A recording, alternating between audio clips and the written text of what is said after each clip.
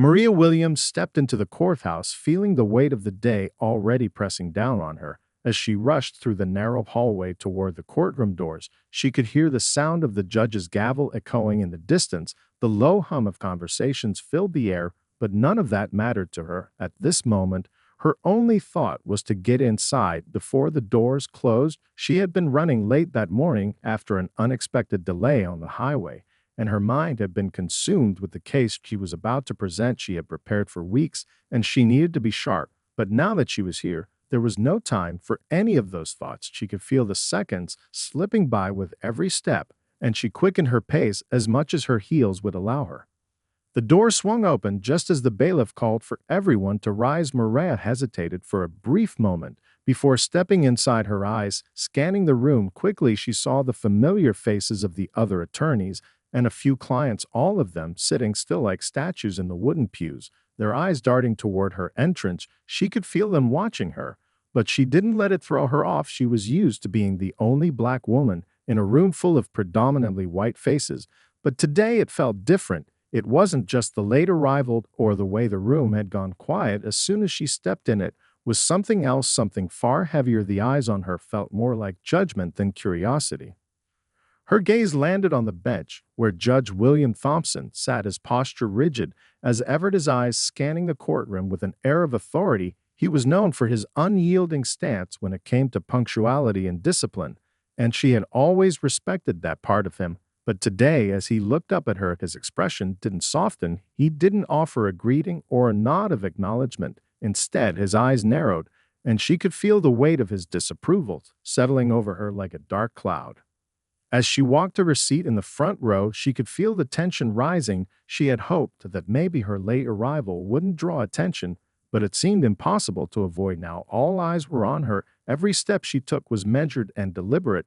But the discomfort in her chest only grew as Judge Thompson cleared his throat loudly. The room fell into complete silence. His voice rang out cold and sharp, cutting through the stillness. "Ms. Williams, you're late again. I trust you have a valid explanation for this." Her heart skipped a beat, but she quickly composed herself. She could feel the familiar heat rise to her face as all eyes shifted toward her again. The question hung in the air, heavy and expectant. She opened her mouth to speak, but the words caught in her throat. She didn't want to make excuses. She didn't want to sound weak, but there was no denying it. She had been late, and in this courtroom that was unforgivable. With a flick of his wrist, Judge Thompson raised his gavel, and without waiting for a response, he pronounced his decision. "You will be fined for your tardiness. Ms. Williams," he said, his voice laced with finality, "the fine will be $100. Maria felt her stomach drop. The fine wasn't the issue. It was the way he had dismissed her with no regard for the circumstances. She had been late because of an unexpected traffic jam, not because of neglect or disrespect. But it didn't matter to him. It was the principle of the thing, and she had violated it. There was no room for negotiation, no room for understanding, just the cold, hard facts of the rulebook. She nodded silently, accepting the fine. She didn't argue. She didn't fight back. She simply sat there with the weight of his judgment pressing down on her shoulders, her heart pounding in her chest as she wondered if this was how he saw her every time she stepped into his courtroom, just another defendant to be judged with no room for nuance, no room for the reality of life's unpredictable nature. That evening, Maria sat alone in her office, staring at the fine in her hands. The weight of the paper felt heavier than it should have. She hadn't been late in years, always priding herself on being punctual, prepared, and professional. But today was different. She couldn't shake the feeling that something more had been at play than just a mere infraction of the rules. The fine wasn't the issue, not really. What stung the most was the dismissive way Judge Thompson had treated her, as if she were a mere cog in the machine. It wasn't just a fine, it was a message, and it made her wonder, was it because she was a woman, or because of her race, or maybe both? She leaned back in her chair, running a hand through her hair, trying to calm the storm of thoughts swirling in her head. Maria had built her career from the ground up, starting as a young attorney with few resources and fewer allies. She had faced obstacles, subtle and overt, but she had always managed to push through. Yet this moment, this simple fine, felt like a reminder of how small and invisible she sometimes felt in a system that often seemed designed to overlook people like her. Her thoughts were interrupted by a knock on her office door. She didn't need to look up to know who it was. Mark, a young associate who had worked under her for the past 2 years, stepped inside with a concerned expression. "You okay?" he asked softly, his voice carrying a mix of worry and curiosity. He had heard about the incident in the courthouse, and from the look on his face, it was clear that the whole office was talking about it. "I'm fine," Maria replied, though her voice sounded distant even to her own ears. She gestured toward the seat across from her, inviting him to sit. "Just thinking." Mark sat down, his brow furrowed. "You've been with the firm for how long now?" 10, 11 years? And this happens. A fine just like that." She shrugged, her fingers absently tapping the edge of her desk. "I don't think it's about the fine itself. It's about how it was handed down. No discussion, no understanding. Just judgment. I've been through this system long enough to know that sometimes that kind of thing isn't about the rules. It's about who's enforcing them and how they see you." Mark paused, clearly uncomfortable, but eager to offer his support. "Do you want me to, I don't know, talk to some of the other associates? We could push back, right?" Maria smiled faintly, shaking her head. "It's not about pushing back. It's about understanding why this keeps happening. It's about seeing the patterns, the little things that build up over time." She stood up from her desk, pacing toward the window. The city stretched out before her, the skyline bathed in the orange glow of the setting sun. Maria had always loved this view, the way it made her feel connected to something larger, something that transcended the daily battles. But today it felt distant, like she was looking at someone else's life, not her own. "I've been thinking about it all day, Mark," she said, her voice steady now. "And I think it's time to address it, not just for me, but for everyone who deals with the kind of thing I dealt with today. The way that the system treats people, especially women and people of color, with this dismissive, automatic assumption that we're less capable, less deserving. That's what I'm fighting against, and I can't do it quietly anymore." Mark watched her for a moment, then nodded slowly, as if he was processing what she was saying. "So, what's the plan?" Maria turned back to him, her expression firm. "I'm going to have a conversation with Judge Thompson, not to argue over the fine, but to talk about the bigger picture, about fairness, about how his decisions affect people like me, and why that matters. I'm not going to let this go." Mark nodded again, his face lighting up with admiration. "If anyone can make him see it, it's you." Maria gave him a small, resolute smile. "I hope so, but if not, I'll just keep pushing, because this isn't just about one fine. It's about changing the whole system, one step at a time." As she stood there, staring out at the city below, Maria felt something shift within her. She wasn't just an attorney. She wasn't just a woman trying to survive in a male-dominated profession. She was a force. And this was just the beginning of the fight. The next morning, Maria arrived at the Bar Association office earlier than usual, her mind already racing through the conversation she planned to have with Judge Thompson. She knew this wasn't going to be easy.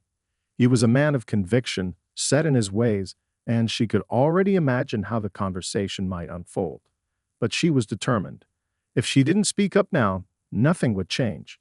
She wasn't just fighting for herself, but for every person who had ever been silenced by a biased system. As she settled into her chair, the phone rang. It was Linda, her longtime assistant, with news. The Bar Association meeting was scheduled for that afternoon, and Maria was to give an address about upcoming legal reforms. She sighed, running a hand over her face. She was already mentally exhausted, but this was part of the responsibility she had taken on as the head of the association.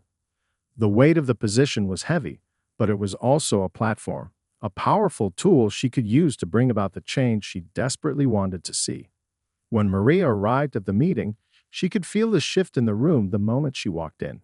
Her colleagues, many of whom had worked with her for years, watched her with a new respect. The events of the previous day, the fine, her quiet response, had become the talk of the town. Lawyers whispered to one another, catching her eye as she took her seat at the head of the table. Maria knew they were talking about her, but she didn't let it faze her. She had bigger things on her mind. After a few routine updates, the floor was open for discussion. Maria raised her hand and, with a calm but commanding voice, addressed the room. I need to talk about something personal, she began, her eyes sweeping over the group. Yesterday, I was fined for being late to court, and while the fine itself doesn't bother me, the way it was handled does. A murmur rippled through the room, but Mariah continued. I'm not here to point fingers or lay blame. But what happened yesterday wasn't just about punctuality. It was about how the system often views people like me. Women, people of color, attorneys who don't always fit the mold of what society expects. When I was fined, it wasn't just for being late. It was because I was dismissed without understanding, without the benefit of the doubt. The room went silent as everyone absorbed her words. Some nodded in agreement, while others shifted uncomfortably. Mariah could feel the weight of their gaze, but she didn't flinch. She was speaking her truth, and it was a truth that needed to be heard. I don't want to just talk about my own experience, she continued, her voice growing steadier with every word.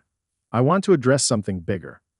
There's an implicit bias in this system, one that doesn't just affect our clients, but also those of us who work within it. It's the kind of bias that can't always be seen, but is felt in every decision, in every judgment. It's the assumption that we don't belong, that we're not as capable, not as professional. She paused, letting the weight of her words settle over the room. For the first time, she could see the room's divided reactions. Some were uncomfortable, but others seemed to be listening, really listening. Mariah could feel the shift beginning. It was subtle, but it was there. I'm not here to vilify anyone, she said softly, but we need to start having these conversations. We need to be honest about the ways in which we might be perpetuating biases, even unknowingly. And we need to address them, both in how we practice law and in how we conduct ourselves as legal professionals. One of the senior attorneys, Thomas Carter, cleared his throat. You're right, Mariah, he said, his voice tentative. We've talked about diversity initiatives, but we haven't really done much about it. Maybe it's time we did. A few others nodded in agreement. Maria's heart skipped a beat. This was the moment. This was the chance to turn the conversation into action. I agree, she said, feeling a surge of hope. It's time for a real shift, and I'm ready to lead that change. With that, the conversation turned to concrete actions.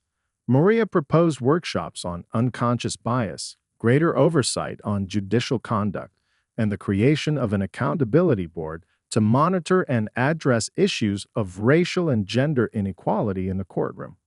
She spoke with conviction, knowing this wasn't just a fleeting moment, it was the beginning of something bigger. By the end of the meeting, the room was abuzz with energy and ideas. Maria felt a sense of accomplishment, but she knew this was only the first step. There was still much work to be done, and the true challenge lay ahead. But as she walked out of the meeting, she couldn't help but feel that, just maybe, this was the change she had been fighting for. The following morning, Maria sat in her office, staring at her reflection in the window. Her mind replayed the events of the previous day. The meeting, the conversations, the hesitant yet hopeful responses from her colleagues. There was something about the atmosphere in the room that had felt different. For the first time in a long while, she felt like the change she had been talking about wasn't just possible, it was within reach. But there was still much to do. The real challenge now lay in confronting Judge Thompson. She had decided the best way to address the issue wasn't in public, but through a private conversation. Maria was no stranger to confrontation, but this wasn't just about being right. It was about making sure her point would be heard, and that the change she wanted to see would come from a place of understanding rather than retaliation. She wasn't seeking an apology. She wasn't looking to put him in a position of weakness. She simply wanted him to understand why his actions mattered, why they affected not just her, but others in the legal community and beyond. At noon, Maria made her way to the courthouse, her heart pounding with each step. She had scheduled a meeting with Judge Thompson, though she had no idea how he would respond. He was known for his pride, for his conviction in his own judgment, and while that had earned him respect in many circles, Maria was no longer willing to accept it without question. As she walked through the familiar halls, a quiet determination settled over her. When she entered Judge Thompson's office, he was seated at his desk, his stern gaze fixed on a stack of papers. For a moment, he didn't look up as though she were just another in a long line of interruptions.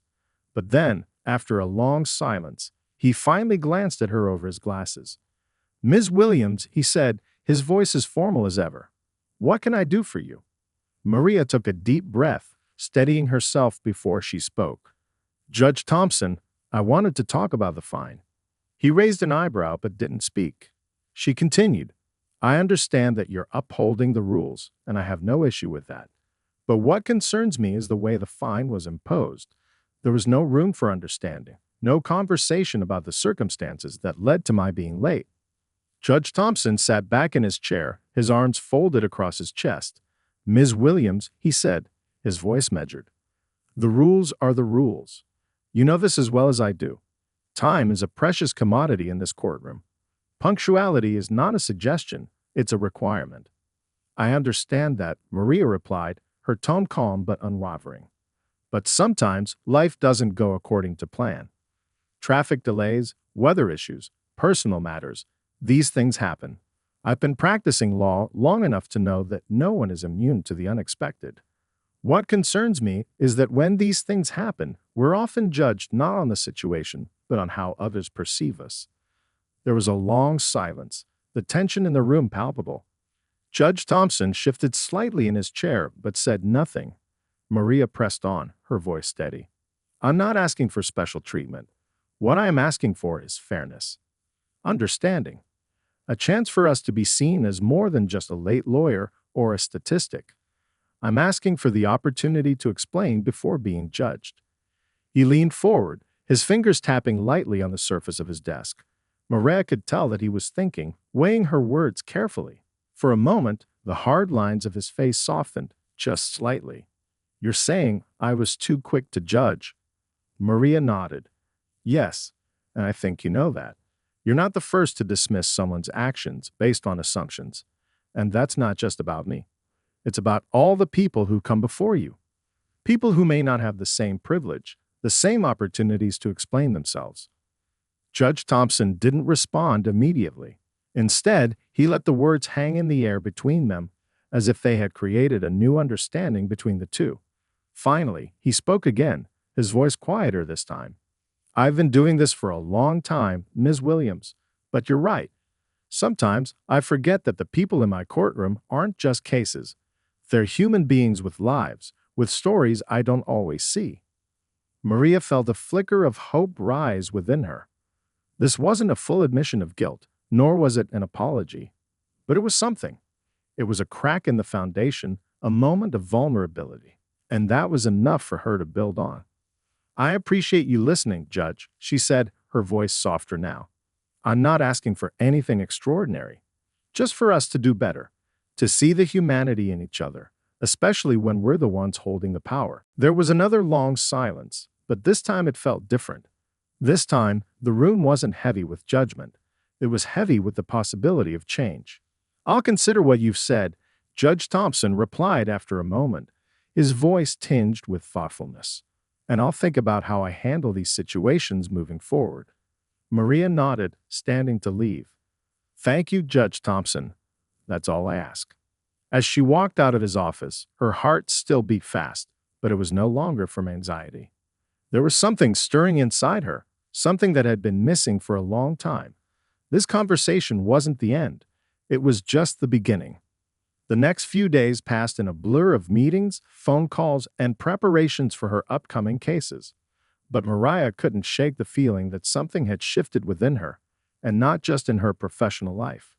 She had taken the first step in addressing the ingrained biases that she had witnessed and, at times, felt herself.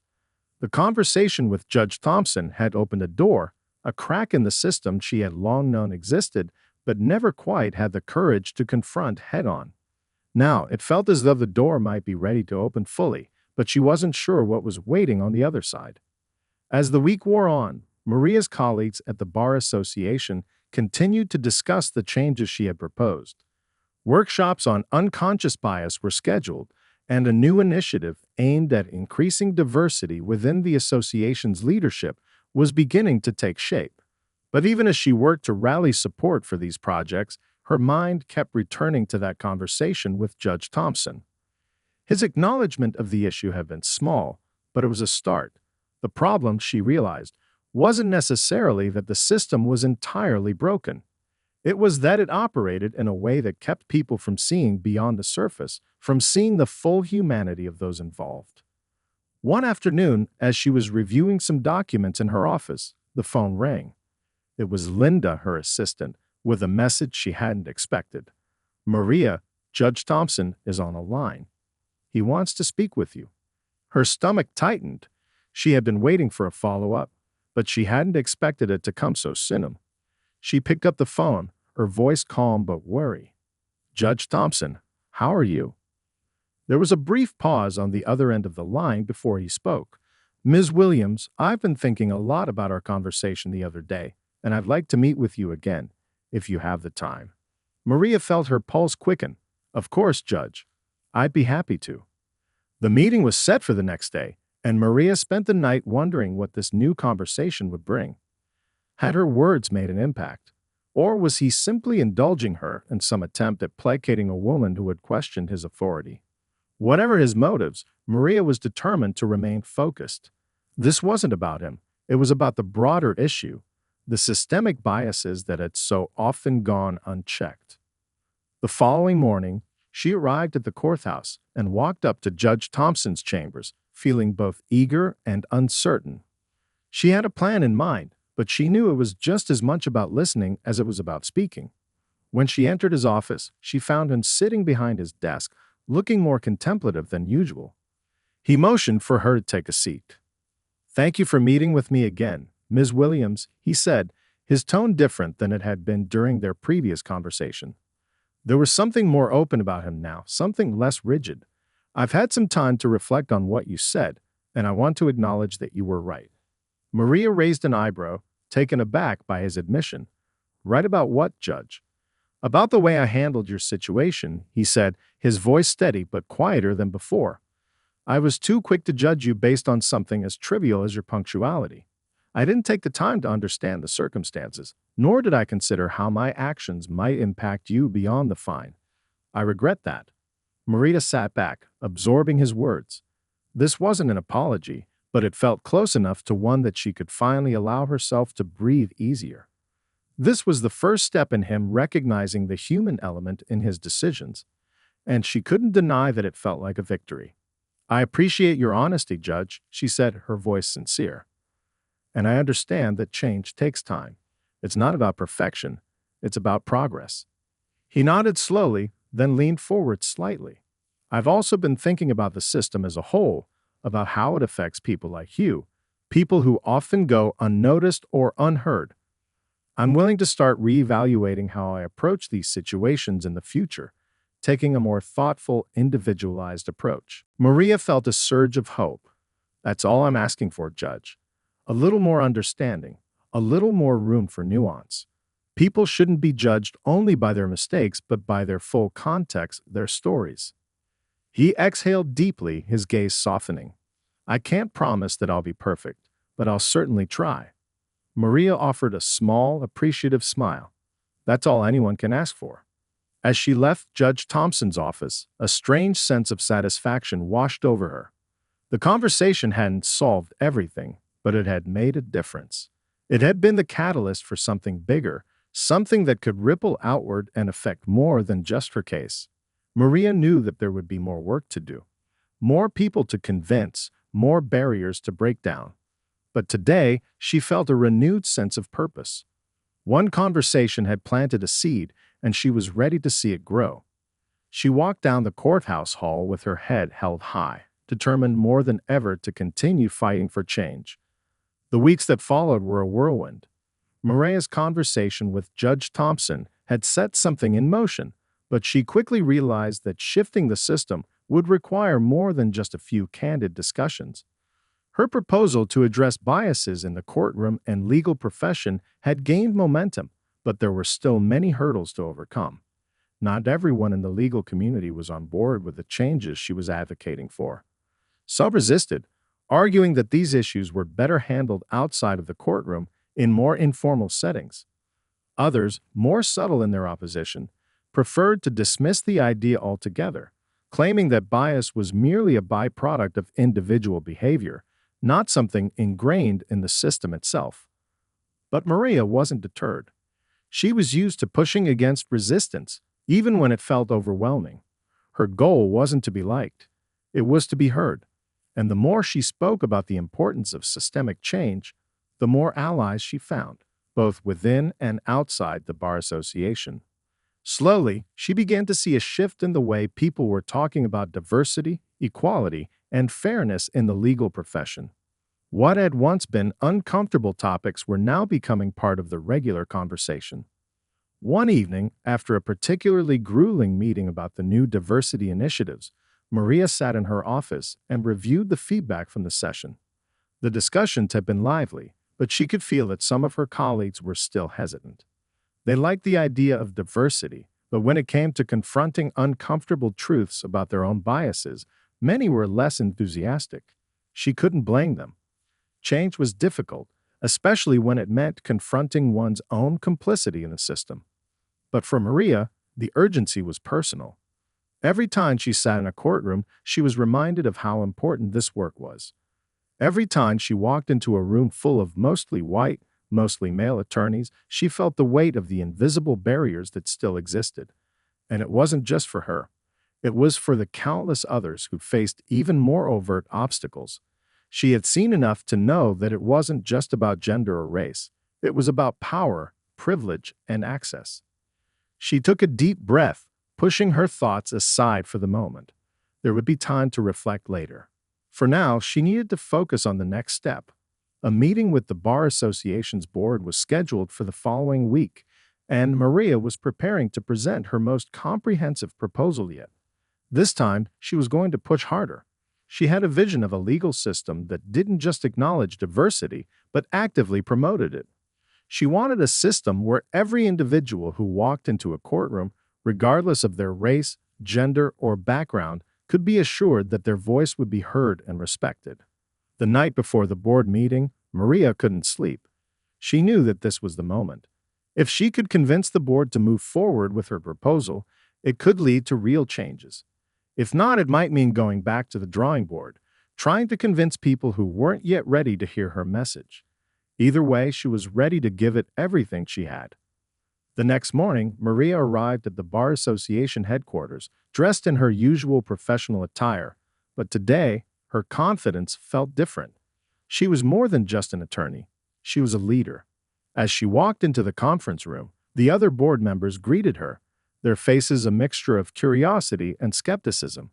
Maria wasted no time. She launched into her presentation, outlining her proposal for new training programs, a stronger commitment to diversity in recruitment, and a formal mechanism for addressing complaints of bias in the courtroom. "We can't continue to ignore the ways in which our profession is shaped by bias," she said, her voice steady and assertive. "This isn't just about making people feel comfortable.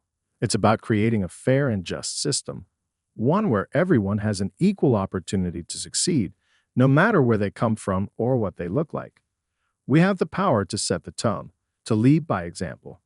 And if we want to build a future where equality is more than just a slogan, we need to act now." As she spoke, Maria could feel the room beginning to change. Some members looked down at their notes, deep in thought, while others exchanged glances, their faces betraying the uncertainty they hadn't voiced. Maria didn't give up. She continued, presenting data on the disparities in legal outcomes for people of color, the underrepresentation of women in senior legal positions, and the rising calls from the public for a more equitable system. Finally, after what felt like an eternity, one of the senior board members, James Fletcher, spoke up. "I've been listening carefully, Maria, and I'll admit you've made some valid points. I think it's time we take a deeper look at how we've been approaching these issues." It wasn't a resounding endorsement, but it was a step forward. As the meeting continued, other members began to speak more openly, acknowledging the need for change, even if they were still unsure about how to implement it. By the end of the session, Maria was cautiously optimistic.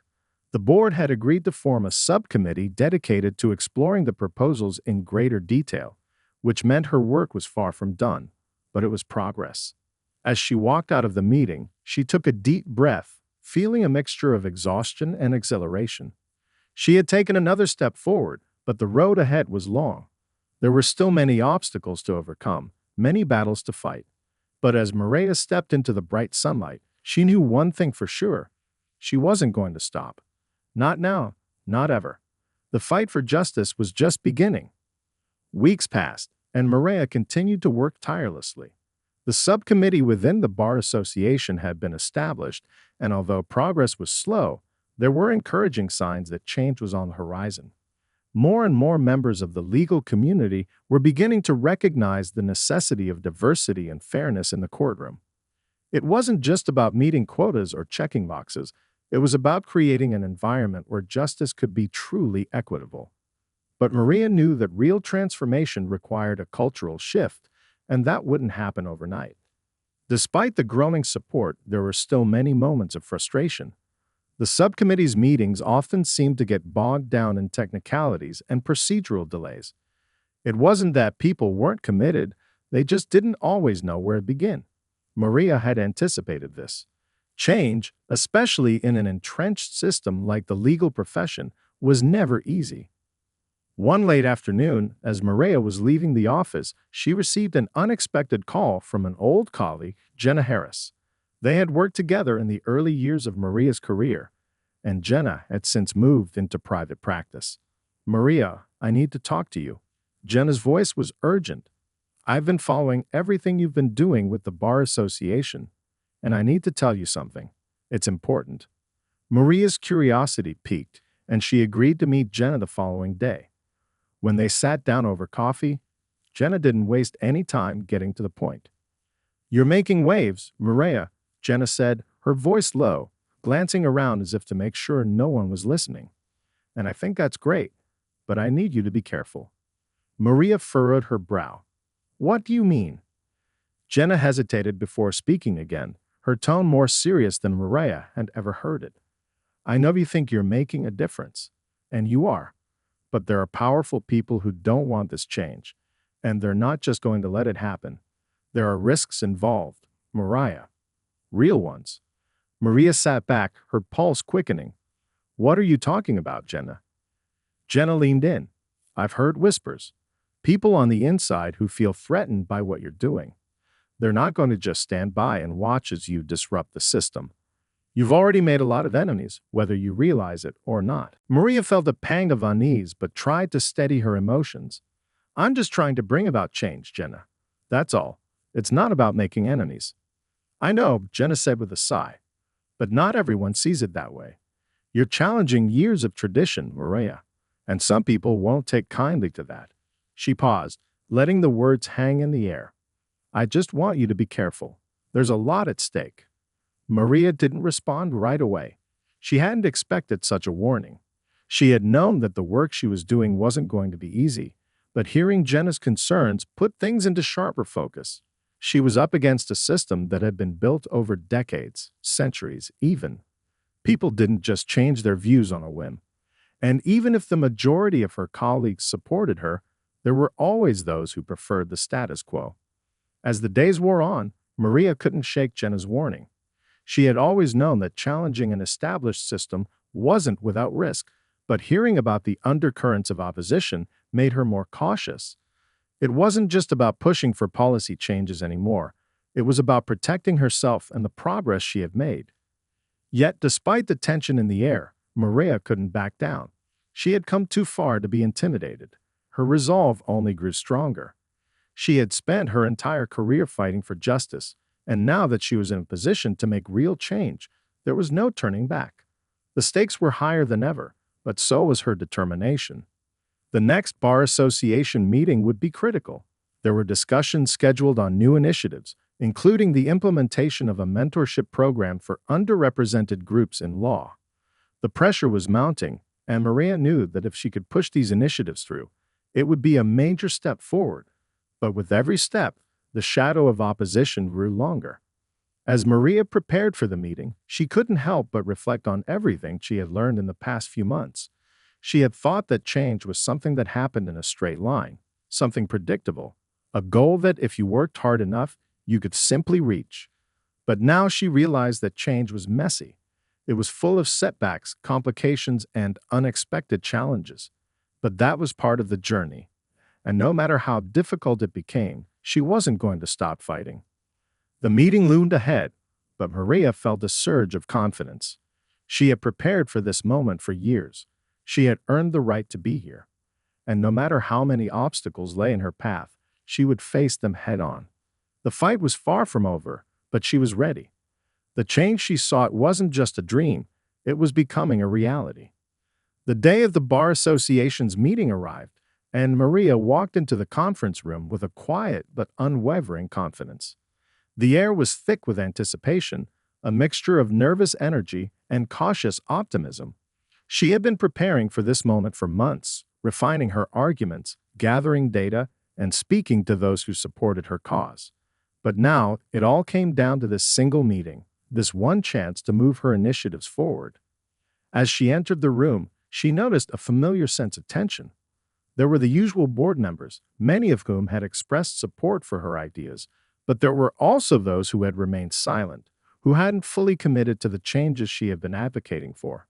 Mariah could feel their eyes on her, some with curiosity, others with skepticism. But she stood tall, focusing not on them, but on the cause she had come to represent. This wasn't about convincing a handful of people in the room. This was about creating a future where the legal profession could no longer ignore its biases.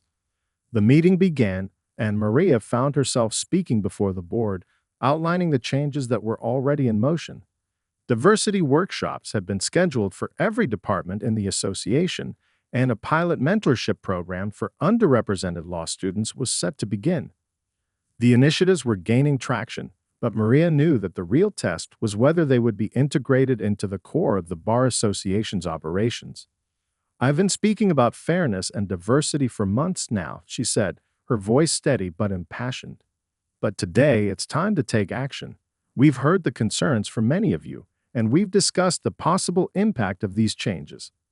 Now it's time to move forward to ensure that these values are embedded in every facet of our work, from recruitment to training to how we handle complaints of bias in the courtroom. Our commitment needs to be more than just words. It needs to be a concrete part of our culture." She glanced around the room, noting the subtle nods from some of her supporters and the more measured expressions from others. There was still resistance, she could sense it, but this was a turning point. There was no turning back now. The discussions that followed were intense. Several board members voiced their concerns, questioning the practicality of some of her proposals and whether they would actually change the behavior of the legal community. One of the more senior members, Robert Green, a well-respected attorney who had been in the profession for decades, raised a familiar argument. "Maria, I understand the intent behind your ideas, but this is a very complex issue.